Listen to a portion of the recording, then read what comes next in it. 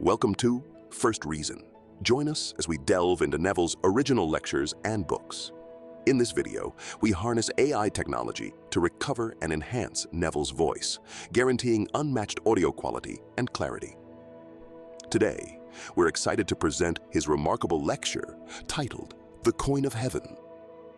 Sit back, relax, and enjoy the wisdom of Neville Goddard. This being my last Sunday for a year, I wish to leave no doubt in your mind of what I tried to tell you in the last 19 lectures. So I am going to ask a question which you can silently answer yourself. Have you lived this life of yours in such a way that you desire to live it again? Well, if you haven't, you'd better listen very carefully to what I will say this morning, if you have not already started. For may I tell you, the next life is this life. When the eye is opened, you will see it. That man, unless he awakes and changes the tracks of this life, he walks them forever. So if you have not lived this life in such a way that you really desire to live it again, you start now to interfere with these tracks and laying new tracks. Let me give you just one simple little vision. These are all true visions of the speaker. Lying on my bed, suddenly the eye opened, the inner eye opened, and I saw a man casually dressed in working clothes, walking the sidewalks of a major city. As he came to a hole that was open to receive coal, in fact the coal had just been delivered, he dropped something from his hand, and bending down instead of picking up the thing, he picked up huge hunks of coal that were scattered around the hole, and then my vision relaxed. When I reconcentrated the vision, it was on the early part of that scene of the man walking down the sidewalk. He came to the manhole. He dropped, as he had in the previous state. Bending down, he picked up the coal as he had done before. Everything was in detail. As I saw it for the second time, I said, "Now that scene hasn't changed one iota." My attention again relaxed. When I reconcentrated it, it was on the early part of the scene. Now I could prophesy for that man. I knew exactly what he would do every moment of time right up to that manhole, that he would drop his package and not pick it up, but pick up the coal. I knew he would look into that manhole and then change his mind, either because someone below saw him pick it up and he didn't want the consequences of his action, or else he had a change of heart. But I knew in detail what that man would do. We are walking tracks, and the tracks are forever, and by the mere curvature of time, your next life is this life. You simply replay it. So if you have not so played it that you are proud of it, you start now and you start the change today. We have given you a system by which you change it. For those who haven't heard why I say you walk tracks, you are standing forever in the presence of an infinite and eternal energy. And from this energy all things proceed, but they proceed according to pattern. Energy is moving in a certain pattern, and you determine the pattern that it takes, for you actually lay down these tracks within you. That energy flows over by the use of your inner conversations. This energy, I call it now mind, follows the tracks laid down in a man's own inner talking. So if your inner conversations are not what they should be, I ask you today to start carrying on conversations within yourself, from premises of fulfilled ideals. The man you want to be, the woman you want to be. If you have failed so far to embody it, now you begin to assume that you are that man, that you are that woman, and inwardly carry on conversations with your friends, those that respect you, or those you want to respect you, and carry on these conversations from the premises that they see in you, the man and the woman that you want the world to see, just as though you were. And these words, inner words, which are really the breeding ground of future action, will lay down new tracks, and then the energy which is always flowing will flow over these tracks, and the conditions and the circumstances of life will change. If you do not lay new tracks, I will prophesy for you. You will find yourself repeating it, but you will not know you've done it before. If I could only take you now into the inner vision with me and show you this room rising, everything rising in detail like a three-dimensional curtain ascending, but everything is moving up, and yet it remains. It is so altogether automatic that it ascends every moment of time. The whole world is ascending, and as it ascends, the world remains the same. It's almost as though not a thing has happened, and so you can't see it. But if the inner eye opens, you see it ascend. And as it leaves off, that which begins is the duplicate, the perfect duplicate, of the thing that rose, and it rises in a three-dimensional manner, so that when a man goes over these tracks, he is totally unaware that he has walked them forever. So I bring you a message to make you conscious. Man must awake you from the dream, where he is simply an automaton. He moves like a machine, then he begins to awake, and when he awakes, then he is not that man at all that he seemingly in the past played for eternity. He awakes into a new being, a new man. Now the new man is a man of new conversations, as told you in Ephesians. Put off the former conversations, they belong to the old man that is corrupt, and put on the new man by a transformation of mind. And the new man is identified with completely new words. He speaks only the kind things. He is incapable of any unlovely thought in the world. He is incapable of even listening to the unlovely, for inwardly he speaks only the kind, only the loving things of the world. Then he finds himself awakening a man within that was asleep. He awakens the second man, which is called Christ Jesus in the Bible, which I tell you now is your own wonderful, loving imagination. When imagination awakes, it is incapable of being exercised in any way outside of the loving way. So every time you use your imagination lovingly, you are literally awakening this inner man, and you're mediating God to man. If I think of anyone in a loving way, I'm in contact with that being, and God flows toward him. Now, because this is my last Sunday, I will give you what I gave the class last Friday. Do not see it just as some metaphorical picture. See it as an actual picture. Imagine yourself at the very base of a wonderful waterfall, and that water is flowing beautifully on you, and imagine it's flowing through you, and now from you, and flowing towards someone you think of. I make this statement because it's a true statement. We are now in Eden, but we are asleep, as told you in the 2nd of Genesis. Man went sound asleep when he was placed to dress it and to keep it. To awake, do this. Just imagine yourself the center through which water radiates, and everyone in this world is rooted in me and ends in me, as I am rooted in and end in God. So I am in God's garden. It's Eden, but in God's garden, every man in the world has a plot, a little garden. In that garden, there are trees that grow. You can see them. If I look at this man now and inwardly look at his plot in my garden, I will see the trees. Some will be called health, some I call wealth, the tree of dignity, the tree of nobility, the tree of being wanted. They may be withered. They will never really die, but they may be withered. They are in need of water. Just imagine that you are watering that plant and see in your mind's eye the leaves appear on what formerly was a barren plant. See the fruit appear, and wherever he is in the world, as you water his garden, which really is your own garden, as you water it, he will embody the very qualities that the tree is now beginning to bear and radiate. You name the tree. Whatever you name it, that it is. And you name this one if you know he is unwanted. He wants to be wanted. You name it and let the water flow towards it. Imagine it's growing healthily in that garden and see it put out its leaves and see it put out its fruit. Wherever he is in the world, he will begin to be wanted by people in his world.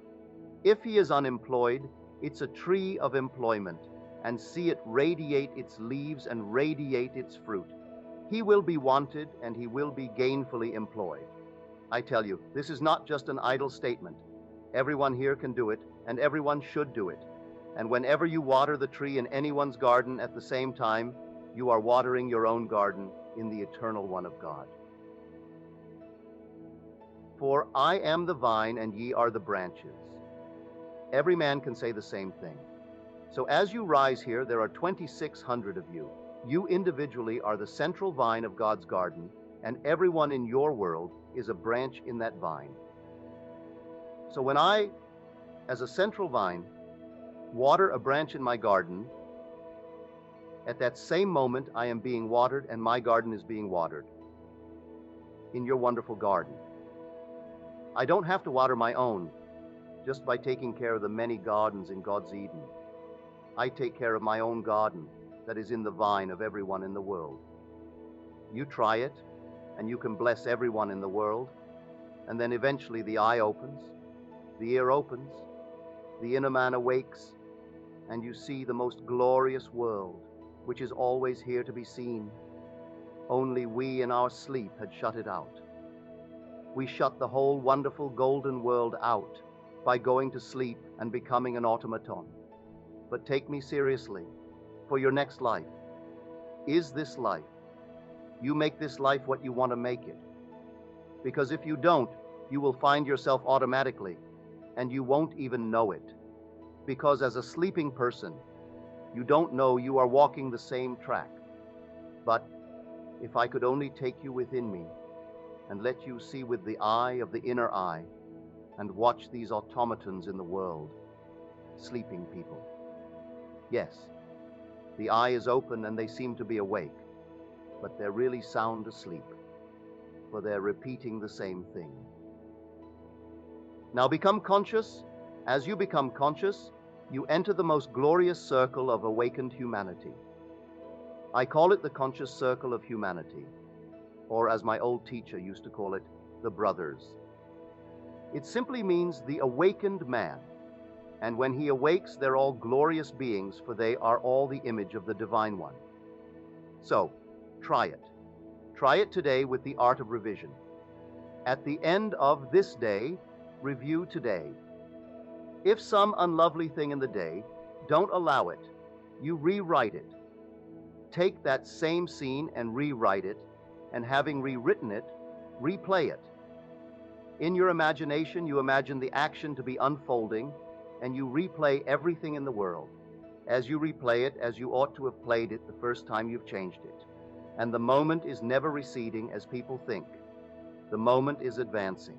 Now, this may seem an insane statement to tell you that yesterday is today's future. It seems insane you think it's not. It's past. But by the curvature of time, you will discover, but you will not know it, because you will be asleep unless you begin to awaken. And you will come upon what is yesteryear in your future, for the moment is never receding. It is always advancing into the future to confront us. And so if you don't change it, you will simply find yourself repeating over and over what, luckily, in God's infinite mercy, that sleep shuts out the memory of it. So you are doing it and you think you're doing it for the first time. But I ask you to awake, for the purpose of this platform is to awaken everyone who comes here, that we may all enter this brotherhood of awakened humanity. Now, we are told there were 2 gifts given to man at birth. It doesn't mean this little birth when I left my mother's womb, but when I left the womb of my father. That is the grand womb, the womb of creation. When, before the world was, he created me and made me perfect and set me in this world for a purpose, educative purpose. But he gave me 2 gifts. He gave me his own mind, and he gave me the gift of speech, the very thing he used to create a world. So he spoke the world into being, and then gave me the gift by which he spoke the world into being. So he gave me mind and speech. If I use the gift wisely and do it rightly, I will be led into the realization, into the fulfillment of my every desire. Not one is beyond my ability to realize. If I continually use it wisely, when I quit the body, as the world calls a man dead, when I leave this into another dimension by the wise use of the same two gifts, I will be brought into the company of the blessed if I awake. If I don't use it wisely, I continue my circle of sleep.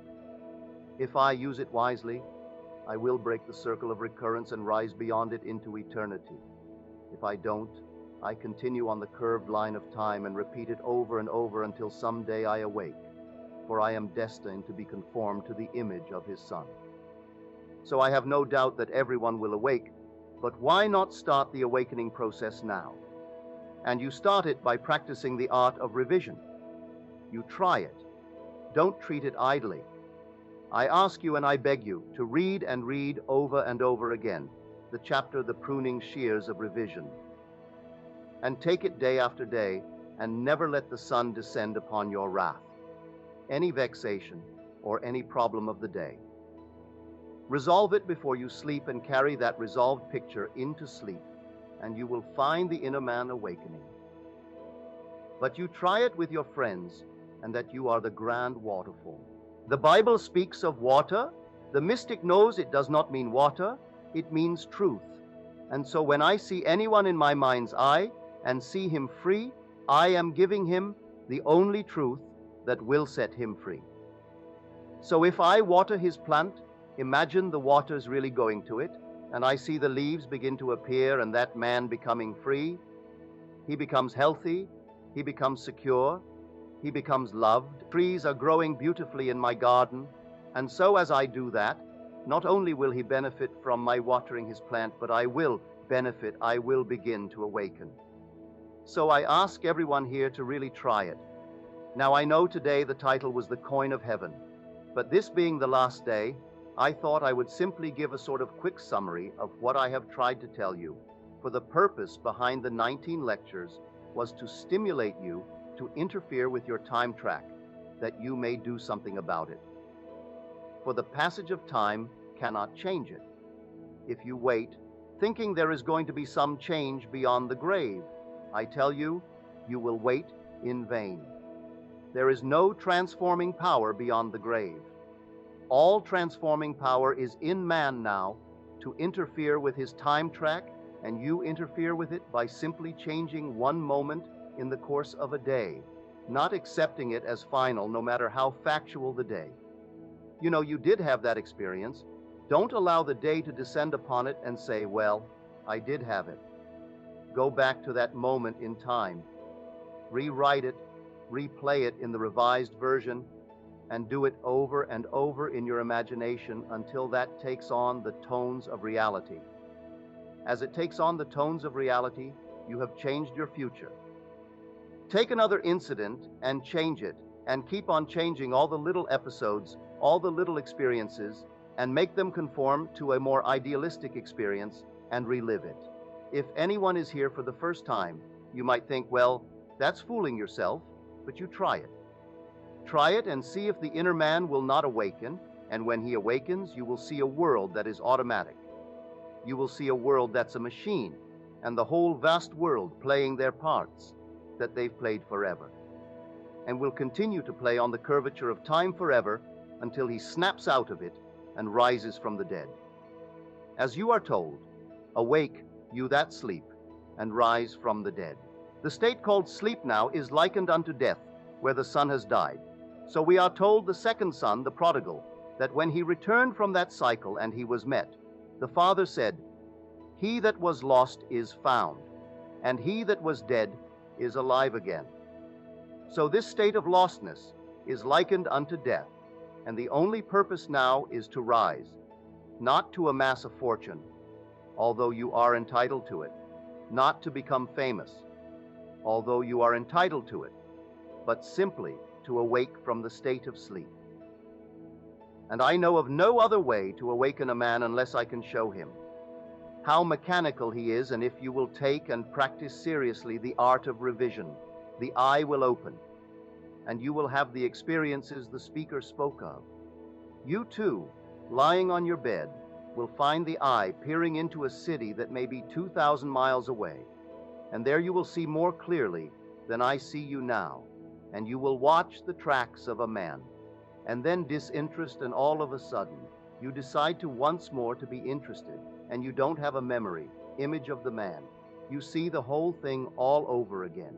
You see the man walk the same sidewalk. He does everything he did a moment before. Then take it back again. That track is laid forever, and he will walk it forever until he awakes. So I ask everyone here to take me seriously. If this seems a bit too mystical for you, I don't apologize. It's the only thing I can give you. For as I begin to awake, I've got to give you the food on which then my Father feeds me. He feeds me on new ideas. He changes my values. He changes all my meanings in the world. I don't have the same meaning I had last year. I don't have the same values I had last year. For the motives I had last year might have been along a different line, but then, Eliofa, sudden things change, and you can't place value where formerly you placed it. You can't place it on wealth. You can't place it on names. You can't place it on recognition. All your values change, and then you begin to inwardly see a new wonderful world. So I tell you, this garden of which I speak is a true garden. This you call the world. Don't believe for one moment you are in exile. This wonderful, visible, objective world of ours is not a place of exile. It's the living garment of my Father. It really is his living garment, but it needs interpreters. Individual men come as they begin to awaken, and they will interpret for you this strange, discordant harmony. For to you, if I tell you, everything in your world is related by affinity to your own mental activity, you can't see it, and so you can't quite see this discord as related to you. If you didn't think that way that you know of, you weren't conscious of it. If you were conscious of the activity within you, you would see everything related to yourself, your own being. What you do not now see you will still know it is still related. So interpreters come because the interpreter, as he begins to awaken, he knows this wonderful world has a voice for him that speaks of things behind the veil of your own mind, for behind your face. Right now, there's an activity of your own imagination. And that activity, could you see it, you would see it, projected as the conditions and circumstances of your life. Not one thing is out of order. Change the activity, and you change the world in which you live. And you change that activity by the changing of your inner speech. For speech mirrors your mind, and your mind mirrors God. If you don't change the speech, you haven't changed the activity.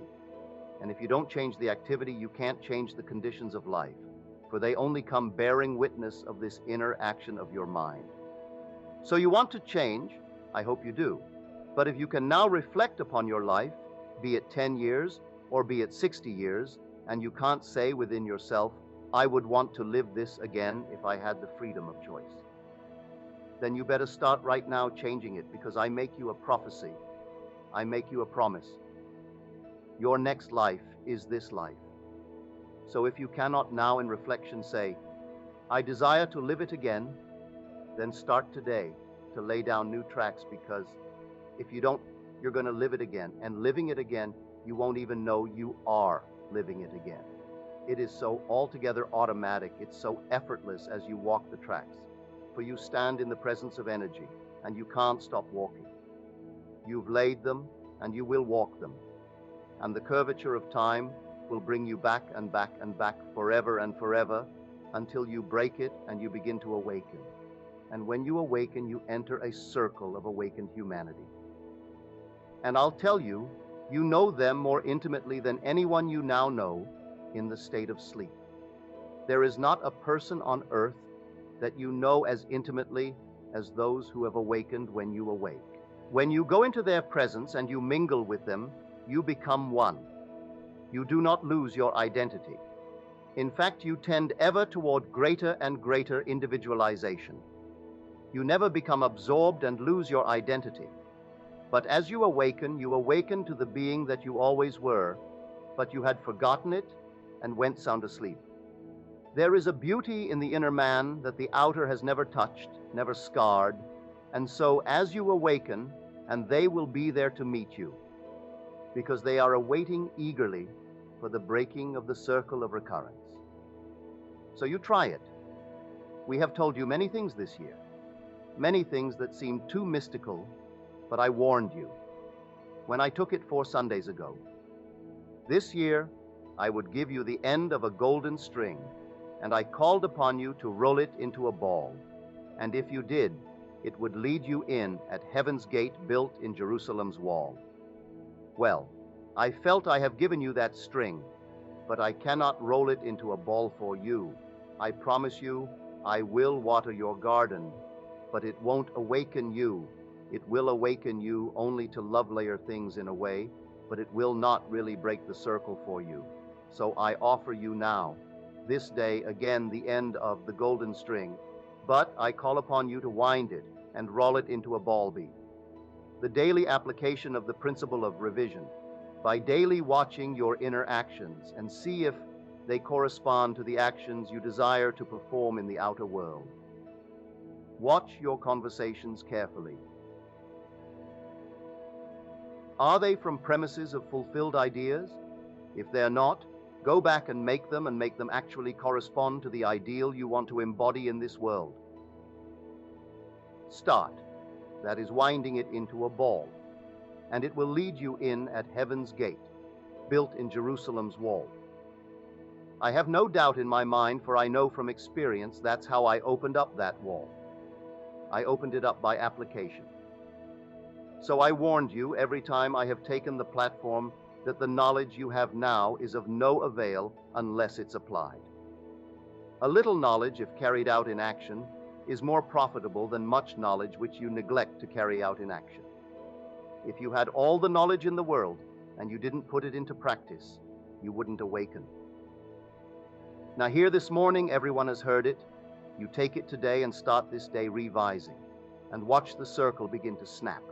Watch the eye begin to open. And I tell you, there isn't a gift on earth, there isn't a possession in the world that you would want more than the opening of the eye when the eye opens.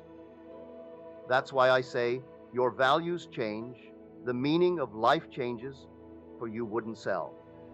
The eye that opens for all the wealth of the world. You wouldn't exchange it for any recognition in the world now conferred upon the so-called great. You see the so-called great all equally sound asleep, playing their parts, walking curved lines, and then you snap it and move into a wonderful world of awakened humanity. And there you see these glorified beings, but really glorified beings, who preceded you into the conscious circle of humanity. And now my time is up.